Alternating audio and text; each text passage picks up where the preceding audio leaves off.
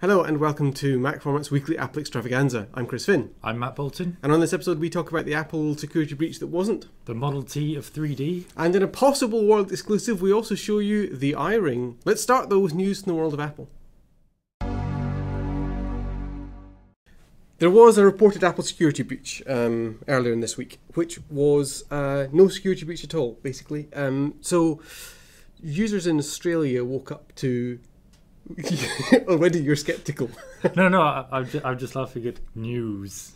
A thing happened. Well, it didn't happen, but we're going to talk about it anyway. Yeah. So users in Australia woke up to the fact that their iPhones and Apple devices were saying, this device is locked, contact, send some money to this PayPal address in order to unlock it.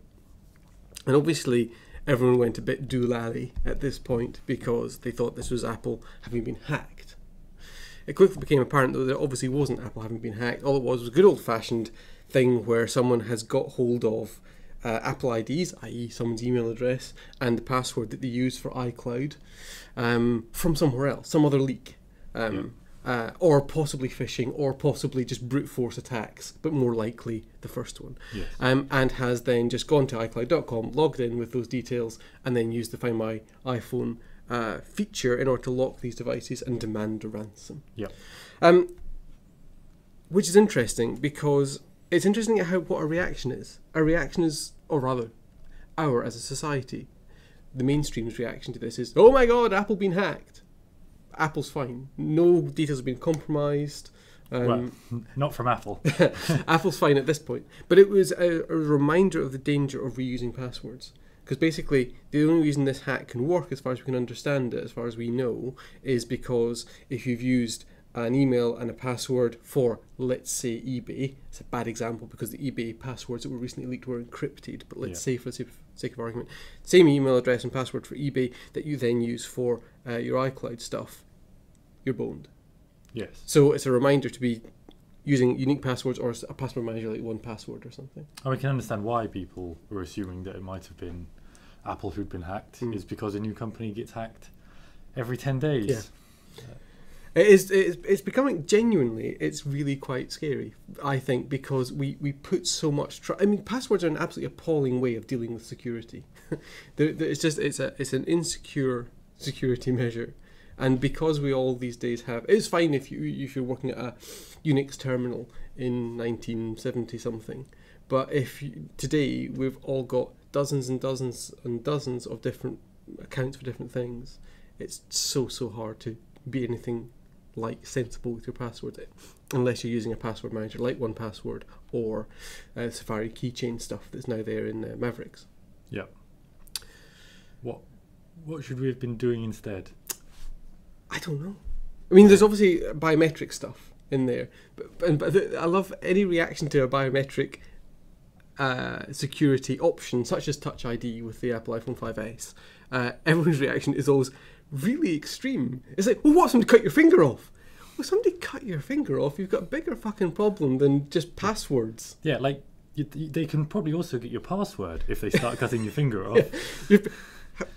Unless you are actually a CIA, KGB or MI6 operative, you're probably going to give your passwords up before that point. I think where people proved that you could get a fingerprint of someone and sort of 3D print a finger and then unlock it. And you think, if someone wants to unlock your phone that badly, you've got bigger issues than whether someone can read your text. Yeah, but it's certainly true that passwords are a massive and growing problem. There are steps that companies can take with their password storage to make sure that even if there's a security breach, that they're not exposed, so they can be encrypted and they can be salted and hashed, so that even if they're exposed, they're gobbledygook without the decryption keys for it. But it's still it's a worrying thing for me because so much of our lives are tied up in these services, and it would be the only thing stopping it being a massive pandemic, I think, is that nobody really gives a shit at the moment about accessing my data, for example. They don't care about imitating me to do a particular thing. But if I was in the public eye, if I piss somebody off badly enough, then what's to stop anyone with a little bit of nous taking information from there and information from there and putting them together? I think it's a problem. But as long as we just have data online at all, it's going to happen. Yeah. So when you say pandemic, do you think it's something that can be cured, or surely it's just we have information, we have humans. This is always going to be a bit of a... But the information was never as readily available before. It was never easy to get the information for someone else because it was locked away on paper in a vault somewhere. Right. Now it's just there online. All right then. Let's move on to the wider world of tech. So this week, a company called New Matter has announced a new 3D printer called the Mod T. Yep. With a nice little nod to Ford. Yes, exactly. Because it shares a lot of the sort of sentiments of the spirit of the Model T. And they think it could be the first big consumer level 3D printer, as do lots of websites saying things along those lines, but it's not the first time the websites have said it. But it's the first one that looks like a good candidate to me, because it's the first one that looks friendly and like an appliance rather than sort of factory some strange machine, construction machine that you might get in the garage, yeah. But certainly not in the office or something like that. And they think it'll be sort of $250 to produce. Oh, I thought it was actually about $200. We're saying it was $199. It was not like $159 eventually, and then $199 with a spool of material. I read $249 this morning. Yeah. But the it's going to be not kickstarted, Indiegogo'd to get it up and running. Yeah. But they've made a few particular design tweaks and changes to some of the controllers and things like that make it more specific. And it's more of an engineering cost up front, but they reckon that eventually it will make it cheaper to make. Yeah, exactly. Once they really get production up, it's a few things like I think it is capable of drawing less power because of efficiencies in the motors and how it goes about moving the print head and things like that. So it sounds perfectly reasonable. And $200 is definitely getting to the right spot. We've seen cheap 3D printers before. There was one that was Kickstarter, I think, wasn't it? Very recently, that was $200 as well. But this one does look. It looks the part as well, because that other one that's $200 looks like it's $200.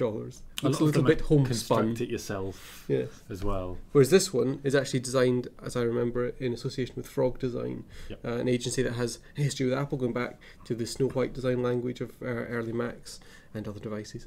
So there's a real pedigree there for the design, the industrial design of the product itself. Yes, and it looks very Apple. It's a aluminium kind of tray at the bottom, and then a glass cube sort of. Well, I don't know if it's glass, but a clear something substrate, sort of cube thing that fits on top, and then you when it's printing, you can kind of see through the glass into the frame of the printing happening, and then you just pop it off to. And it's just using because some of the cheap printers we've seen before use exotic materials. When I say exotic, I mean exotic in terms of 3D printing. So one of them I remember used sugar, which is obviously not an exotic material as such, but in the realms of 3D printers, it's quite unusual. But this one, I think, does use PLA fibre, doesn't it? It's I think so. A plastic-like substance on a roll, basically, and it feeds it through a print head, which melts it and then dots it onto the thing to build it up. Yeah, exactly. 3D printing could be cool, though, couldn't it? It could be. It will be cool. Really, really, really exciting. It definitely is a bit cool now. And it definitely has the potential to severely disrupt commerce, to severely disrupt the very way that a lot of capitalism and a lot of goods and services are distributed and made today. I think it's got the possibility to really change society because of that. I don't know about the way services are distributed. It is largely for making things. True. But there's a lot of small stuff. The little things that you have to nip to Homebase for, a new plug for your sink, not as in for the wall, weird stuff like that you can just produce another one of anytime you like. Although I think the speed aspect of it is going to come into play there, because even small things could take a few hours to print right now. Until that gets sped up, it's still going to be quite an inefficient overall way of doing things, even though it would be cheaper to. But when I'm talking about like making big societal changes, it's things like at the moment we're very much set up for distribution of goods. So there's lots of infrastructure to support that distribution, and a lot of society is predicated on that distribution, whether it's the infrastructure of roads or boats or planes or whatever it happens to be, and a lot of services are set up around that. And if the need for that diminishes or goes away completely, then that's the potential big change. Yes, I don't see it really diminishing to a degree that's anything other than a bit of a rounding error soon. The size of 3D printers is very restrictive for, if we're talking about goods just appearing in someone's home. The size is restrictive, the speed. It's for certain things it would be good, but it'll be a long time before you can really say that you won't need distribution to. I'm going to go slightly over, because was this not the product that the founder said that it was they'd envisaged what would text messaging be like for 3D printers? Yes. Which is the mentalist. Yeah. What if you could just text someone a thing like you would send them text? A text message. Well, that sounds weird and inconvenient. Doesn't make any sense to me at all. Let's move on though to the iRing that I promised you earlier. I did play a little bit of a trick on you, because you might have thought when I said iRing that I meant the Apple iRing, the rumoured Apple iRing, but I don't. I mean these weird green things which are manufactured by a company called IK Multimedia. They are called the iRing, and they are they're not rings at all, which is I think we can get them under trade descriptions for that. They look like you could just 3D print them. They do, don't they? And with these, basically, well, in one of the demonstrations, they suggest holding them like this, like punching. Yes. Which I think is a tad aggressive. And basically, what they are is you start my timer.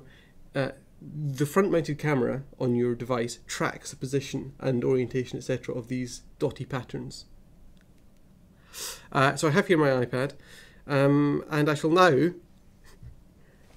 play you a tune. I've got these in the wrong hand, to be honest. So just flip over. What are you doing? What aren't I doing? Let's start with what you are doing.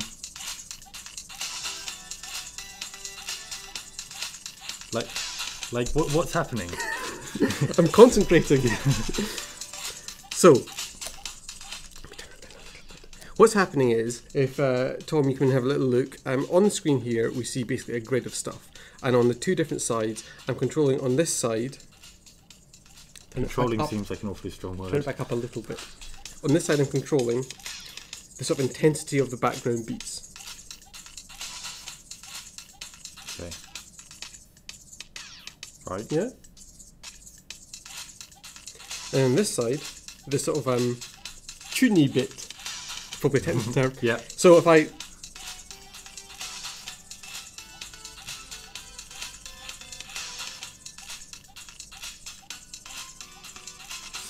and I can also change what that is. Right. That sounds largely the same. Well, you say that.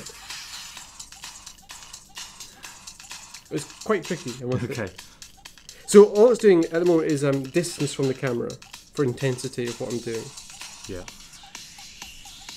But I can also bring a baseline in. Right. And knock it down again. And over here, I can bring in crazy reverb effects. Or the flanger. So can you, like, once you've brought in the reverb, is there a way to lock it at the level? No.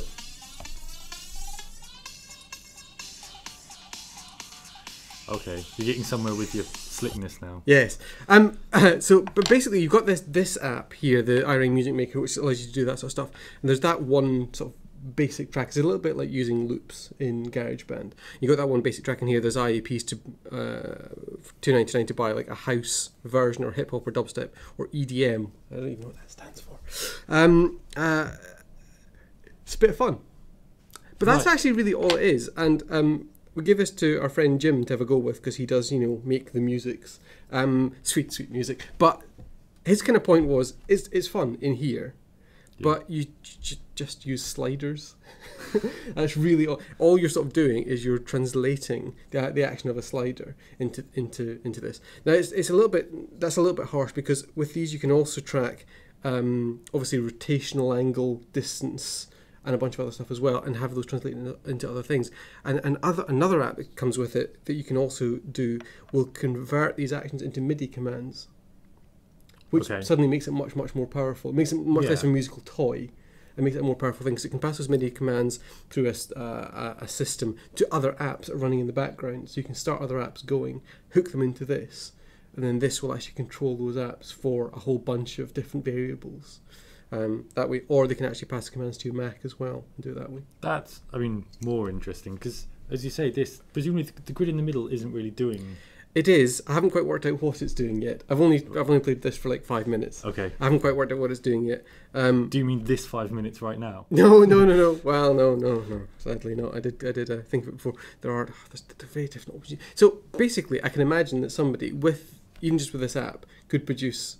Could sort of DJ a dance floor and actually do something that's quite fun. Because at the very least, I was expecting some like theremin stuff. Yes, going on. they are the 21st century's answer to the theremin, and surely somebody should build an app that allows you to do that. But sadly, at the moment, they don't.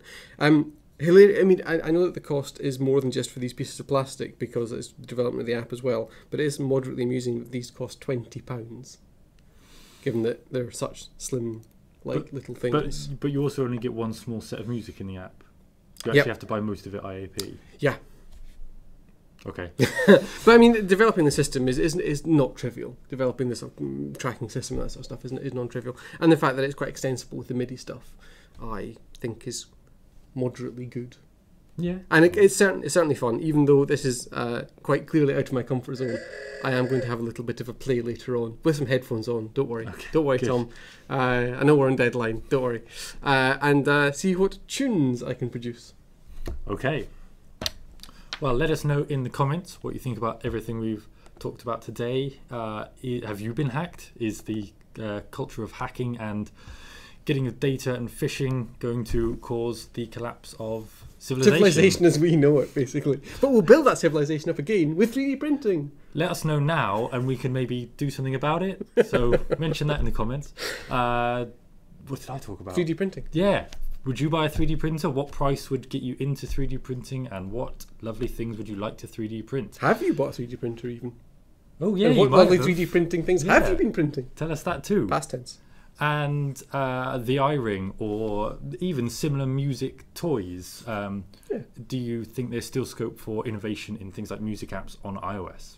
Don't forget, you should obviously subscribe to MacFormat's YouTube channel at youtube.com/MacFormatUK for this and all other videos that we produce. You can catch up with previous episodes of the show, which are all wonderful, obviously. The playlist button here in the middle of the screen. And you should definitely, before you do any of that, subscribe or have a try at the MacFormat Interactive iPad app. There's a free trial in there, so you can get the current issue completely free. That you can get that at macformat.com/iPad. But that's it for this week. Thanks very much. See you next week.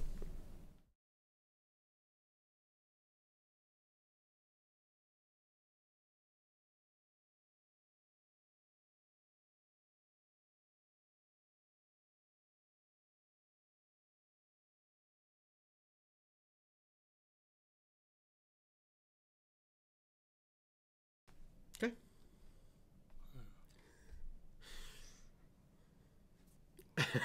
I don't need you. It's on there.